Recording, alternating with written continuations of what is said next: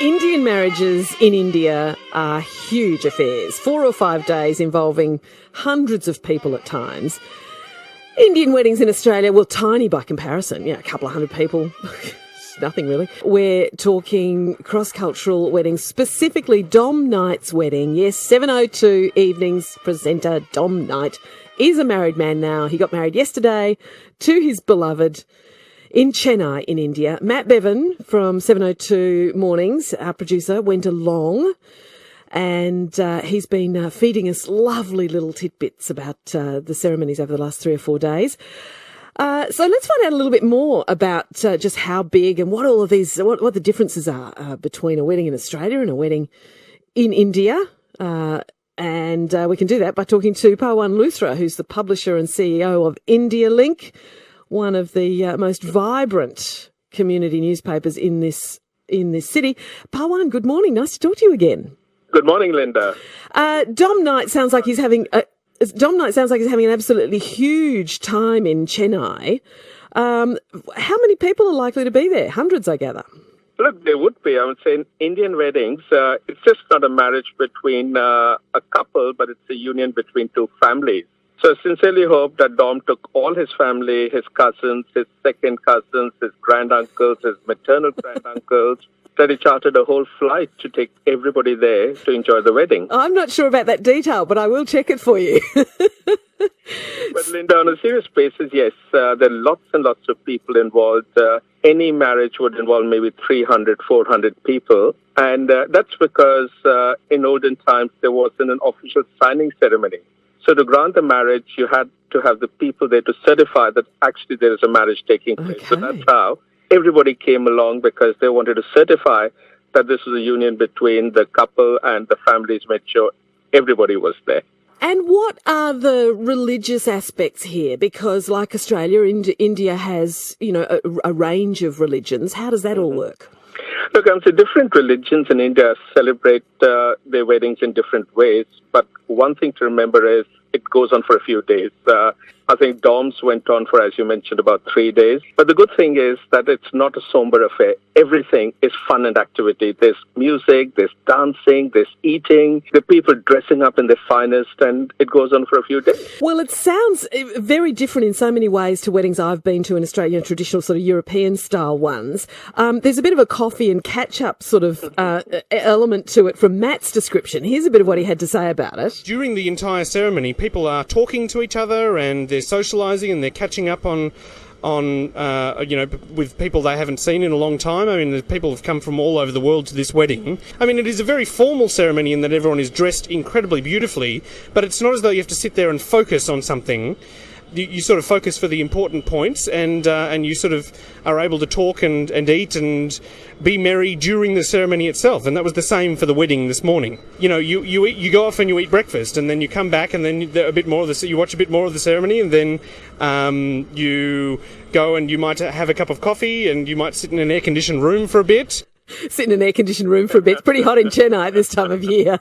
It would be. I'm not sure if you're aware, but in 2009, singer Bentley married a U.S. actress, Yoni Sky, in Chennai itself. And Bentley was painted by an Australian artist, Aaron Kinane, and that portrait went onto the Archibald. So we're hoping that Dom is sitting for a portrait also, and we can see him in the Archies at some time. Oh, that's a fantastic idea. We'll have to quickly whip an artist across to find him and do his picture. Pawan Luthra is with me, publisher and CEO of India Link, and we're just drawing out a little bit of the experience Dom Knight's been going through, having wed his Indian-born, I think, bride, but she lives here in Australia now. They've headed back to have the ceremony there.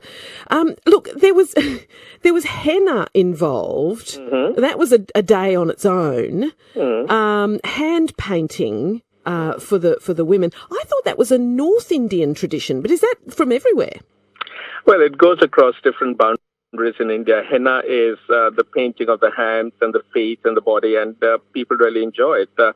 One of the cultural things is they try to hide in very fine point the name of the groom in the henna painting. Oh, really? And one of the beautiful ceremonies is that when surrounded by family, the groom has to hold his bride's hand and try to find his name, which could be in font size, like 2 font size, Oh, gosh. So henna is just not for the decoration, but also the fun and the fun activity around the marriage. Wow, that is so lovely. This was Matt's description of the henna ceremony, but also another very interesting element. 2 days ago now, the first part of the sort of ceremonies began with a ceremony where the women in the wedding party, so that included all the female guests, gathered together and had henna tattoos painted all over their hands, which is apparently a North Indian tradition, but such a nice one that they included in this South Indian wedding. And so that was the first event. That was 2 days ago. Then yesterday we had the engagement ceremony, which is a ceremony where Dom and Divya both arrived. Dom actually arrived on a cart festooned with flowers and pulled by an oxen. An oxen. Now, it's just such a gorgeous scene. I mean, particularly knowing that Dom Knight is, of course, an inner city boy. But he's an Indophile. He loves India. He does, absolutely. So is that sort of transport, it just encompasses everything, it seems. Is that usual?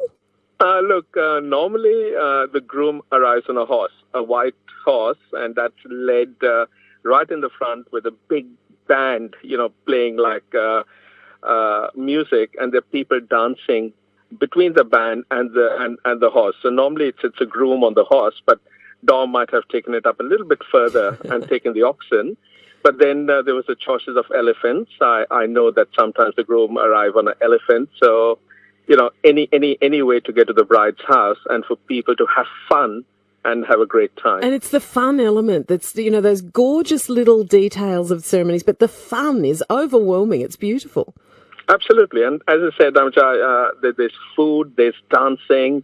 People practice their dancing for days before. Oh, really? For a normal Indian wedding, unless you have about 8 to 10 changes of outfits, it's really not happening. So you want to make sure that the men and the women have a number of changes of outfits. And when the marriage ceremony actually takes place, the marriage ceremony can go on for about 3 or 4 hours itself. So you have a priest, there's a bit of a fire in the middle, and then you have the couple, and the priest then goes through all the various religious chantings, and that can take up to 3 to 4 hours itself just to get through all that. And the couple has to sit there, whereas their families are around them, their friends are around them, in terms of teasing them, having fun with them, while the friends have the flexibility to go out and have coffee and have a drink or go for a walk. The poor couple is stuck together, and I guess that's the start of the married life anyway.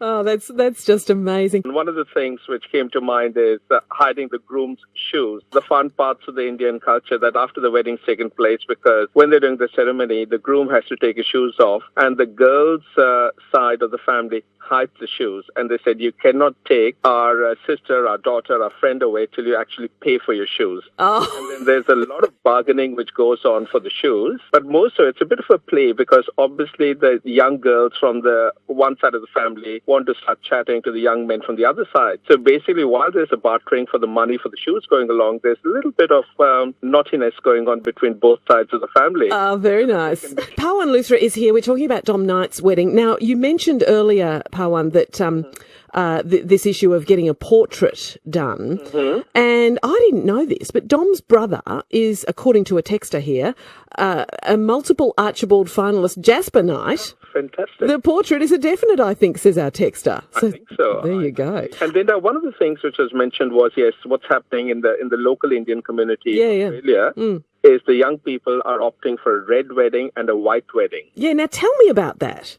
Basically, these are Australian Indians, people who have grown up over here, and what they have been to, obviously, a lot of Catholic weddings. So they've seen the brides in beautiful white gowns and wedding dresses. So there is a bit of an urge to say, look, can we fit that in between the two cultures? So even if they're getting married to somebody of, say, an Indian-Australian background or somebody from a non-Indian background, they would have the church wedding in the morning. So it would be traditional white gowns, then they'll rush out, change into the traditional red sari, and then sit in a very traditional ceremony to have a wedding through the Indian ritual. So it's becoming more and more common for people to be invited both for the red and the white weddings. Well, I mean, if you're going to have all that fun, you might as well multiply it, I think.